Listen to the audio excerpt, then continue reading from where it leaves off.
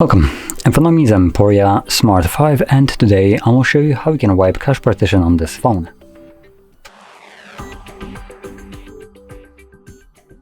Now to get started, let's hold our power button and then select power off. Once the phone turns off, you want to hold power button and volume up at the same time.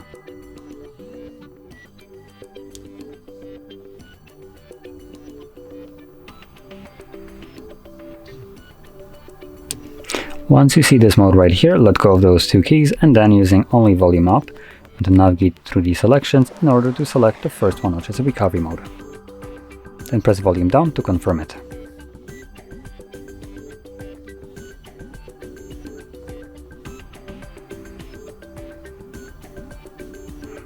Now from here we can use both volume keys to navigate, and you want to select wipe cache partition, confirm with that power key this time. Select yes,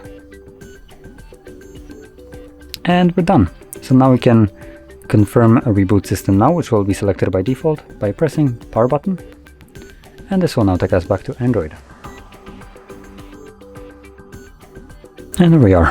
So if you found this very helpful, don't forget to hit like, subscribe, and thanks for watching.